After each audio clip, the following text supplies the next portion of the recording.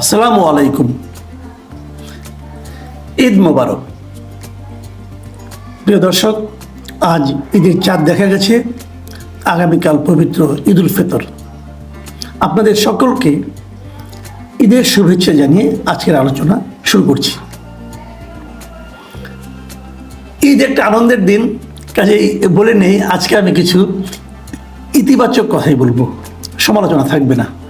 অনেকেই বলেন যে আমি নাকি কেবল সমালোচনাই করি, আমার চোখে নাকি কোনো কিছু ভালো চোখে পড়ে না। এটা আসলে ঠিক না।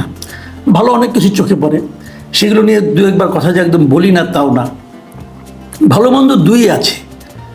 তো একজন সাংবাদিক হিসাবে ভালোর প্রশংসা করাটা আমার আসলে কাজ না, ওটা করার জন্য লোক আছে, তাদেরকে বেতন দেওয়া হয়, তারা বেতনভুক্ত লোক হিসেবে তারা সেগুলি করে। সরকারি লোক আছে, বেসরকারি লোকও আছে। বেসরকারি অনেকে আছেন, সাংবাদিকদের মধ্যে অনেকে আছেন, তারা কিছু পাওয়ার আশায় সেই প্রশংসাগুলো ক্রমাগত করতে থাকেন। তো আমি সেই কাজটা করি না, ওই কাজটা ওনারাই করুন, ওনারা খুব ভালো করছেন। কাজেই ওইটা নিয়ে আর আমার কোনো বক্তব্য নাই। আমি কেবল সমালোচনাটাই করি বেশি, কিন্তু আজকে আমি সেটাও করব না। কেন করব না? তা আমার মনে হয়েছে যে ঈদের দিনে আপনাদের সঙ্গে কিছু কথা বলি, যেগুলো নাকি এর আগের ঈদে আপনারা অনেকে দেখেননি। প্রথমত যে কথাটা আমি বলবো, দেখুন, এক মাসের একটা রমজান পার হয়ে গেল, পবিত্র রমজান মাস পার হয়ে গেল, রোজা, যেটাকে আমরা অত্যন্ত পবিত্র একটা মাস। আমাদের দেশটা একটা মুসলিম প্রধান দেশ। এখানে প্রচুর মানুষের মধ্যে ধর্মের প্রতি যে ভালোবাসা, ধর্মের প্রতি যে ভীতি, সেটা আমার মনে হয় পৃথিবীর অনেক দেশে আমাদের মতো এত বেশি নাই।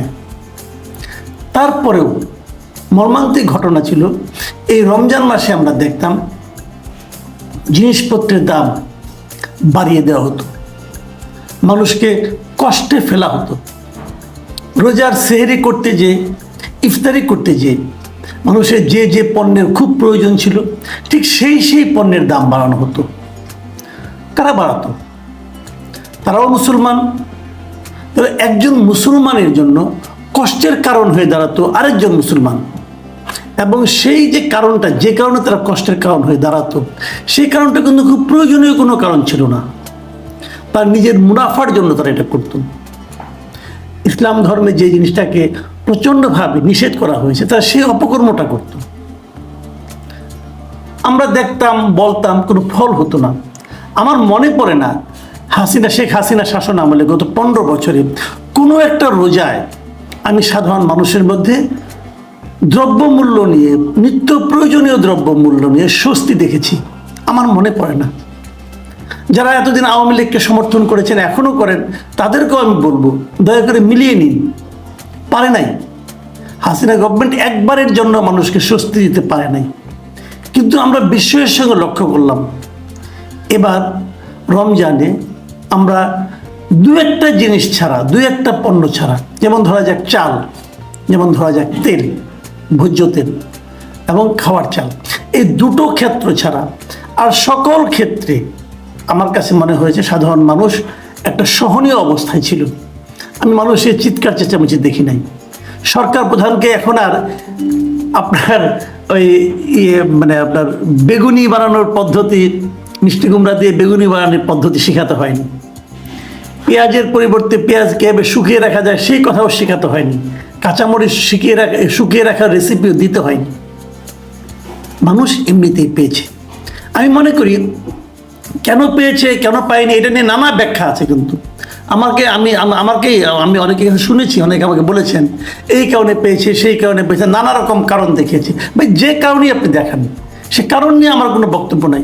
কিন্তু আমার বক্তব্য এটা, মানুষ পেয়েছে কি পায়নি। মানুষ স্বস্তিতে ছিল। হ্যাঁ, চাল নিয়ে স্বস্তিতে ছিল না।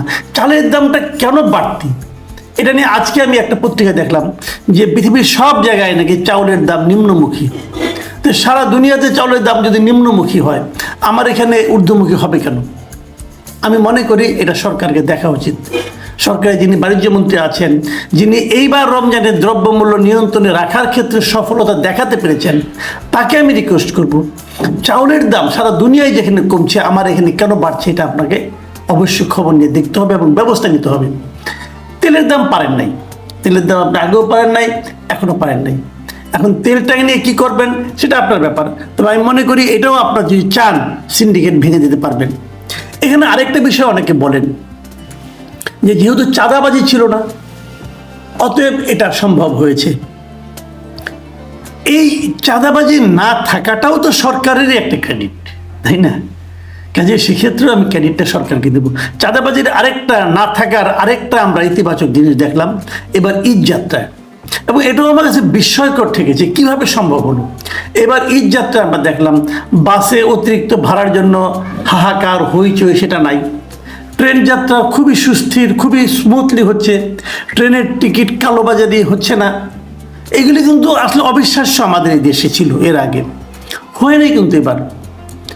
এখন এটা কেন হয় নাই, কেন মানুষ এত আরামে যেতে পারছে, এটা নিয়ে কিন্তু আপনি নানা ধরনের ছিদ্রান্বেষী অনেকে করতে পারেন, কিন্তু আমি বলবো যে আমরা যেতে পেরেছি, আমরা ভালোভাবে কাজটা করতে পেরেছি, ঈদে বাড়ি যেতে পেরেছি, ঈদে বাড়ি যাওয়া নিয়ে কোনো ঝামেলা হয়নি, মানুষকে হয়তো বিড়ম্বনায় পড়তে হয়নি, এটাই আমাদের জন্য ইতিবাচক দিক। আমি জানি এরপরেও দু একজন হয়তো দু একটা ঘটনা খুঁজে বের করতে পারবেন, সেটা হতেই পারে।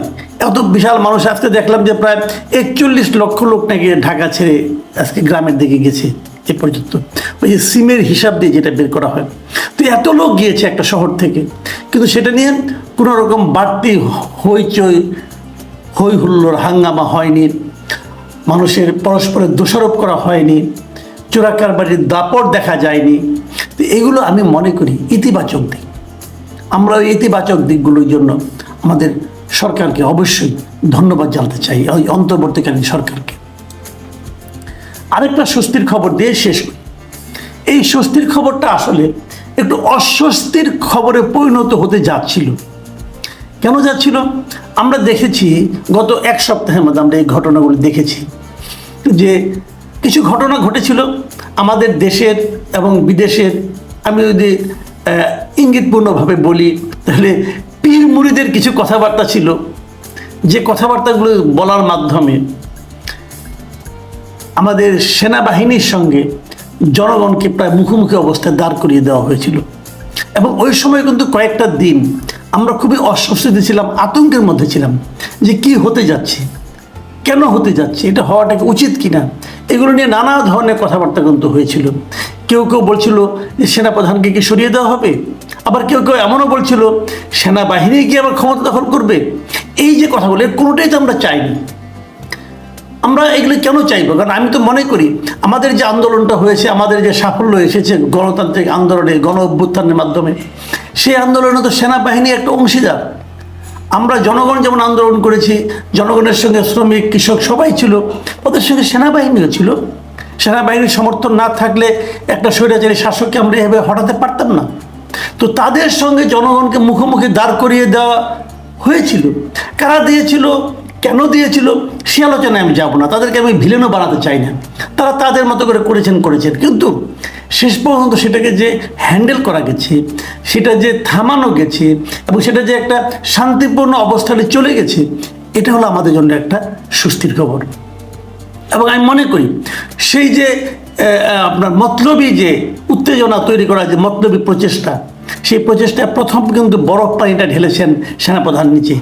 উনি ওনার সেনা কর্মকর্তাদের সঙ্গে মিটিং করে যে সমস্ত কথা বলেছেন, সেই কথাগুলো তো আলটিমেটলি বাইরে চলে এসেছে। এবং সেখানে আমরা দেখেছি কোনো ধরনের উত্তেজনাকর কথা নেই, প্রফেশনালিজমের কথা ছিল, সেটা ছিল ইতিবাচক দিক। এবং সর্বশেষ ইতিবাচক দিক দেখলাম আজকে, মানে ঈদের আগের দিন আমরা দেখলাম যে সেনাপ্রধান প্রধান উপদেষ্টার সঙ্গে যে দেখা করেছে, এবং সেই দেখাও পরস্পরের সঙ্গে শান্তিপূর্ণভাবে হয়েছে।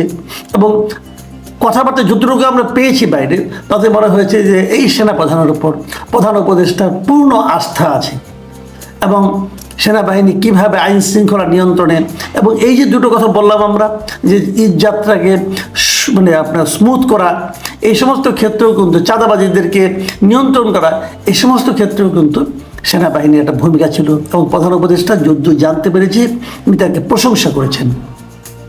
তো এটাও কিন্তু একটা স্বস্তির খবর।